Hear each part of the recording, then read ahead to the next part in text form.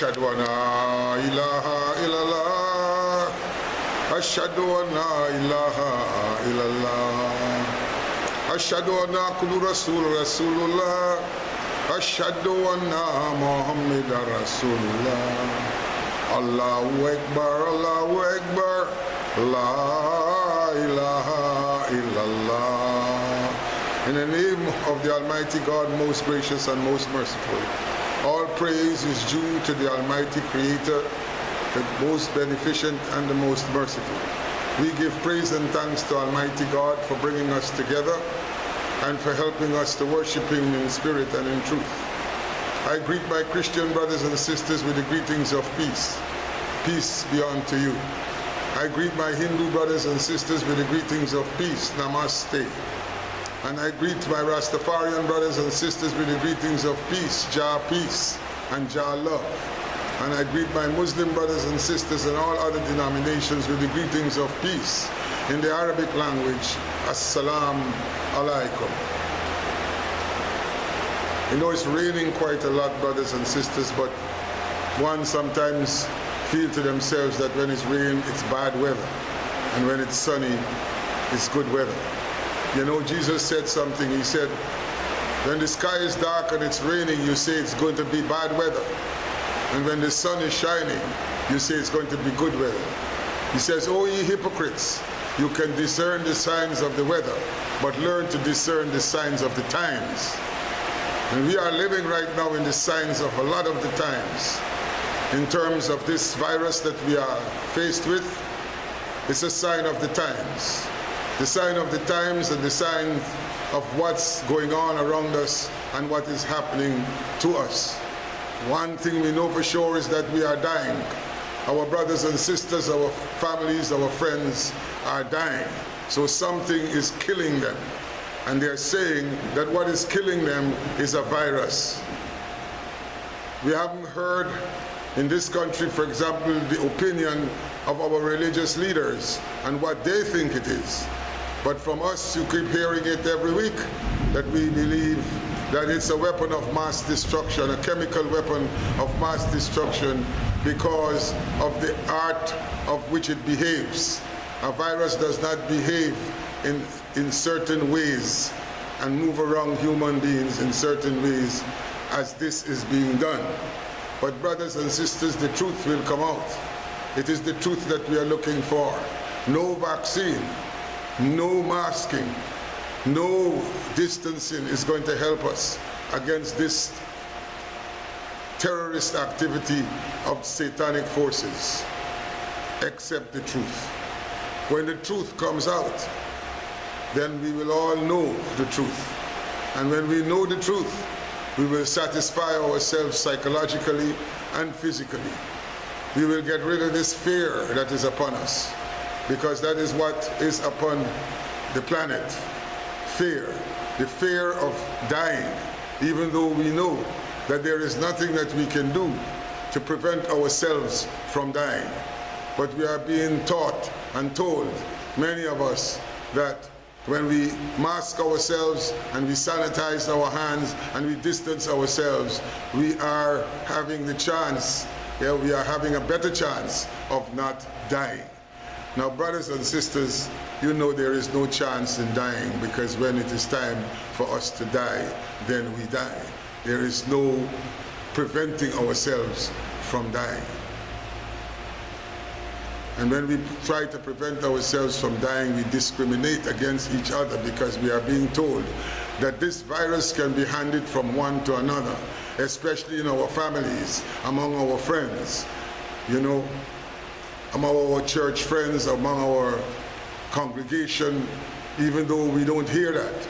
We haven't heard that in a congregation that someone died from this virus. We haven't heard even in schools, even though they have stopped schools, but school is an education institution that is made for us to gather.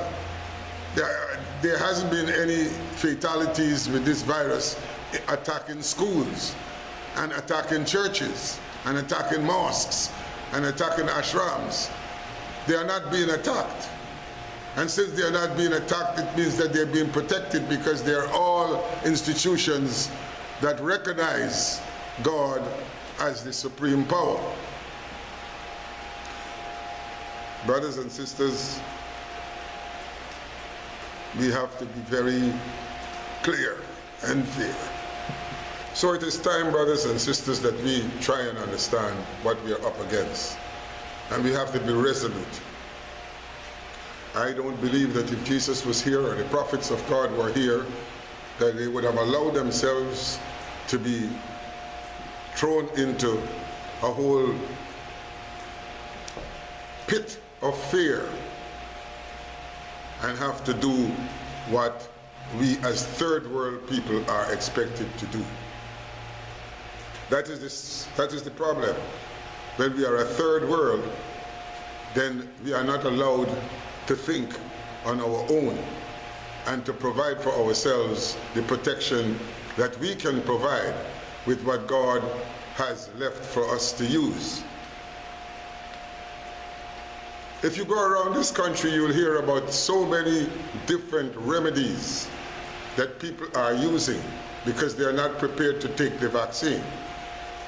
And so they are using other things, and it's helping.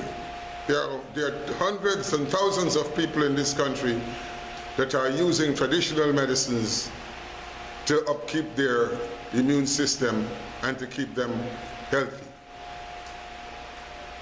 So we have, and that's why it is always, I always quote the parable from Jesus when he said, do what they tell you to do, but don't do as they do.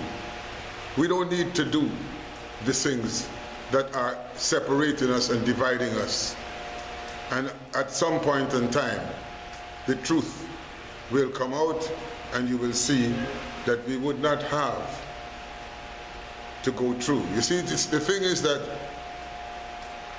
the masking, the sanitizing, and the distancing, along with the vaccines, are still not that efficient in relieving us of this disaster and this pandemic. People are dying, still dying. And then when we ask, we say, well, when we take the vaccine, do we still have to wear the mask? Yes. When we take the vaccine, do we still have to sanitize? Yes. When we take the vaccine, do we still have to still distance ourselves? Yes. Then what is the use of this vaccine? And we have to ask questions like that, and we have to have some kind of answers, because these questions are truthful and logical, but the answers that we get are illogical. And so, you know, it's not being against your rules and regulations, because we know that this is a third world. And so if we don't walk in the line that we are supposed to walking as a third world, you know, and we realize and understand that something has to be illogical there too, because God did not make us in a third world. He made us in a world. And since we are being told that this is a third world and we are a poor country, these times of derogatory statements, then we are left with a philosophy and an ideology that's been going on for years, because we hear our leaders stand up and speak and says, we in the third world, and we are a poor country. We hear our leaders speaking like that. It is time for them to stop doing it. It is time for them to relieve themselves of the philosophy that we are a third world and we are a poor country. It is time for us to stand up for who we are and what we are. We are not a third world country, and we are not a poor country. When we look in our country and we see what we have, we know that we are not poor.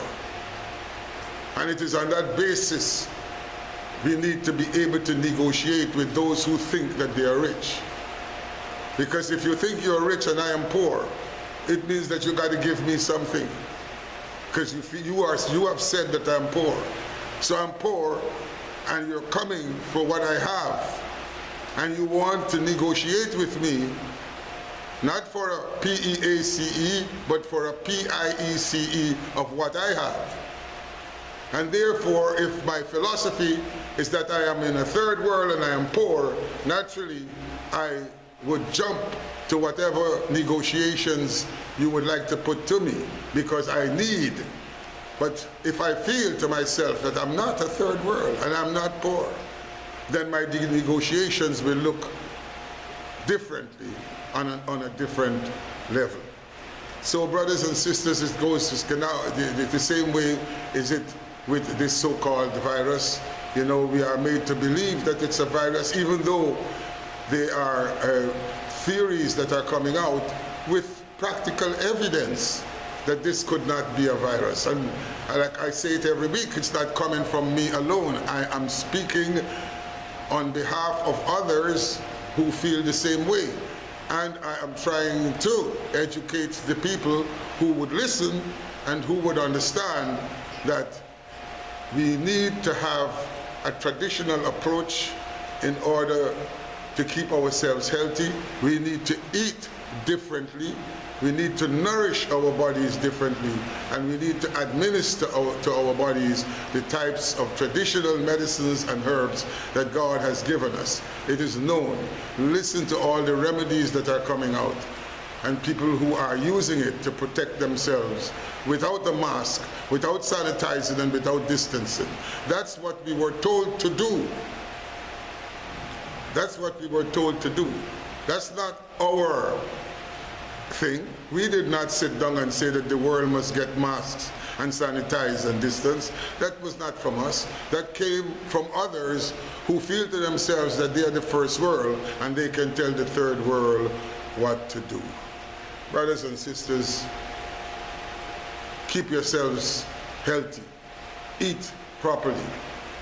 Cut out a lot of your flesh eating. Don't allow the body to have to digest a lot of meat and beef and chicken. Fish is a very light flesh. It can be used. And then we have other things. Fruits, lots of fruits, ground provision.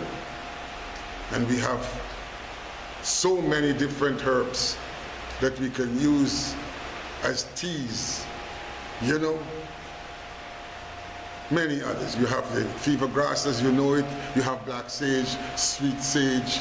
Those are all teas. Tisam, tulsi, all beautiful teas that can be used, that are healthy, that are homeopathic, and that are Ayurvedic and traditional in order to keep ourselves healthy. Beans, peas, greens, lots of greens. And you will see how strong you will be able to make yourself to counteract any virus.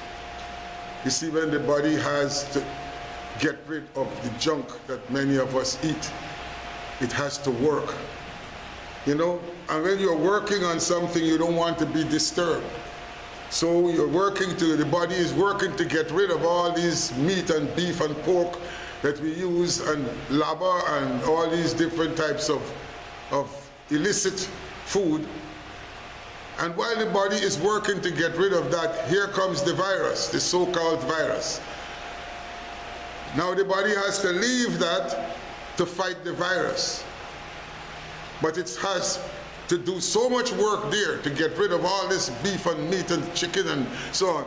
It cannot, it isn't strong enough to take care of the virus. So you save the body and you eat better, lighter foods, so that the body is able, because the body is equipped to fight against any virus. It is equipped. That's why we have an immune system.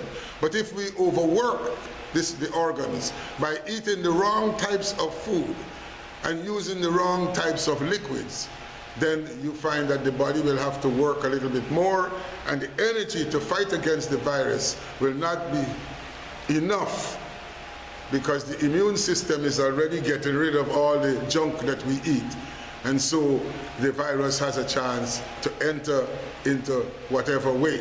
They are saying that it's the nostrils and the mouth and so on. But you know, a weapon of chemical destruction is, enters your body in any part, from your skin can enter from our skin because we have pores on the skin. So the chemicals can enter into the skin. So it's not just the nostrils and the mouth, you know, and the virus will not enter in that way. So again, we sympathize with those brothers and sisters and search for the evidence of what I'm telling you, and you will find it. You know, seek and you will find. But it's not going anywhere until we get the truth. What is it? What's the source of it? Where is it coming from? What contributed to it? What are the side effects of the vaccine? People who are taking the vaccine are still being tested positive. People who are taking the vaccine are still dying. But Allah knows best. Almighty God knows best. Brothers and sisters, before I close, we are now coming in to the month of Ramadan. For those of you who know among the Muslims, this is the month of fasting, and we had our Christian brothers and sisters had the month of Lent, where we finished off with Easter, and now we are preparing to begin the month of Ramadan. And the month of Ramadan is the month where the Prophet Muhammad went into the cave to fast and pray because of the situation of the country in which he was living, the oppression, the killing of his people, the murdering, the crime, the robbery, the injustice. And he had to find somewhere to go where he could have meditated. He wasn't a prophet when he went into the cave, you know. He went into the cave out of frustration. He had to speak to God without anybody being around. And that's the whole idea of Ramadan, that we must be able to seek Almighty God in our own time, by ourselves. We go to the masjid, yes, and pray, but the idea is to be able to take time out, even if it's 5 minutes a day, just to speak to God by yourself. For the answers that you get from Almighty God, when you speak to God alone, it's not the same answers you get when you speak to God in a congregation. And that's why the Prophet Muhammad had to go away by himself, you know, because everything was happening there. It was oppression. It was the rich oppressing the poor. It was racism, because Muhammad's mother is a black African woman. So it was racism as well that he was up against. So it was many things, just like it's happening here now. And so in this month, we need to seek answers for our lives and for the lives of our loved ones and for the lives of the world. Ask Allah in this month of Ramadan to reveal this so-called pandemic source of what is really interfering with us. For when that is revealed, the truth is revealed, and there will be no more so-called virus. We need the truth. And let us in this month of Ramadan do it. And brothers and sisters who are not Muslims, this mosque is open to you to come. If you want to fast 2 days with us, come and fast with us. And I call upon our religious leaders to also speak about a little bit about what Islam is to your congregation. Let them know why the fast is going on. Just like we let them know what your Lent is about. What is the meaning of Lent? What is the meaning of Easter? What is the meaning of Christmas? All Christian holidays. We let them know. You let them know. Let your congregation know.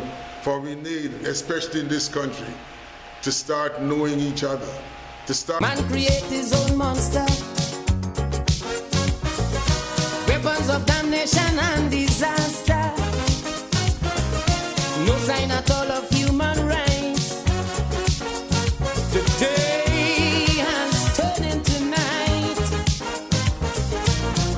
Is racialism so? And segregation so? Which way is left to go? I don't know. Oh Lord, tell me, what about love thy neighbor? Tell me, what about he ain't heavy, he's my brother. Nobody cares a damn anymore.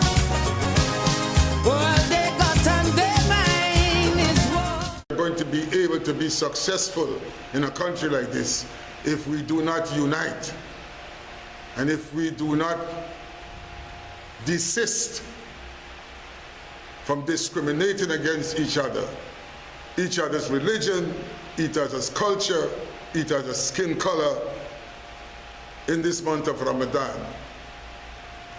I'm asking you to fast even if one day a week with us. For the same things you are fasting for is the same things we are fasting for. We need the truth. We need to be able to stand up and be sure that the God that we believe in is alive. It's a living God. Just like how you believe the virus is alive, that's how we must believe God is alive. Not just in name, but that God is alive, a living God that hears what we say, that knows what we want, and that is going to bring out the truth of what is affecting us. You know, there's a saying in Guyana that every day bucket will go well and one day the bottom gonna fall out. Right? Well, that is what is going to happen. They all feel that they're telling us the truth and it's a virus and this and that and other things, you know. We are a poor country, we are a third world country. All these things are being forced upon us. That's the bucket going to the well. But what's going to happen when the bottom fall out? Are we going to be ready for it? We're going to be prepared for it. As a people, as a nation, let us understand that it's one world and that there's no 1, 2, and 3 worlds. There's just one world. And we belong to this world. And whatever this world has to offer belongs to us. And that we can demand it from whosoever tries to hold it away from us. I want to wish you, brothers and sisters, a blessed weekend, and the Almighty God continue to guide you and help you and gear you and give you the strength for those of us who could fast. That's another thing, don't discriminate. Those of you who can fast and who feel that you're fasting the right way. And there are those who fast and know that they are fasting because Allah knows in their heart they are fasting, even if you see them eat or drink something. Stay away from your discriminations. You're not better than anybody else. We are all the same. And those of you who cannot do the morning to night to evening fast, then pick something, choose something in your life that you like very much.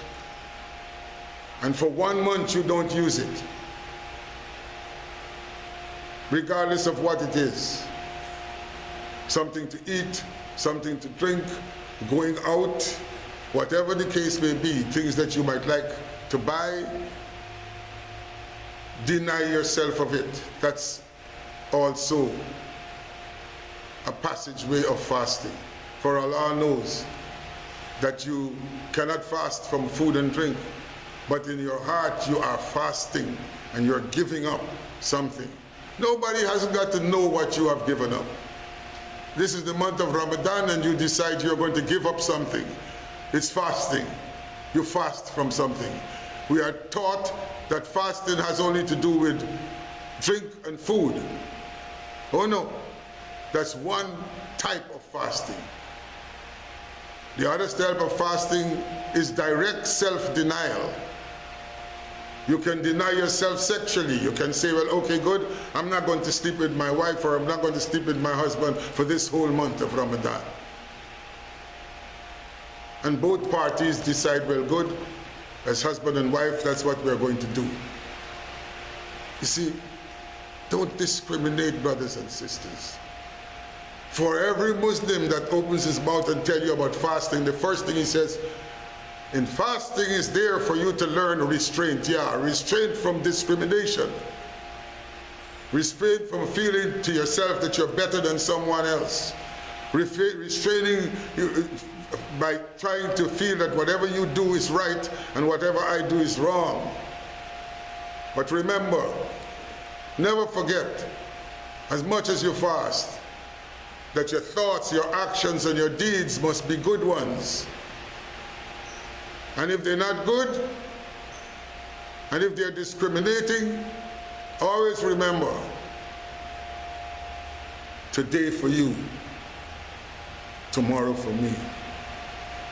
May Allah bless you and guide you and help you to go through this month of Ramadan as Muslims, and our other brothers and sisters who are also doing their prayers and also doing their fasting in their own way. Let us see that the Lord is our shepherd and we shall not want. And anyone that dares to try and take away what the Lord is giving us so that we do not want will have to understand that there is a need. And once there is a need, the strength and the power is given to the people. The truth is the truth, and nothing but the truth, so help me God. Assalamu alaikum. Breaking down is a whole big runaround. A lot of talk is what goes on, while the world is left to mourn. Starvation taking toll, weapons out of control, the atmosphere is cold. So cold. Oh Lord, tell me, what about love thy neighbor? Tell me, what about he and Terry? He's my brother.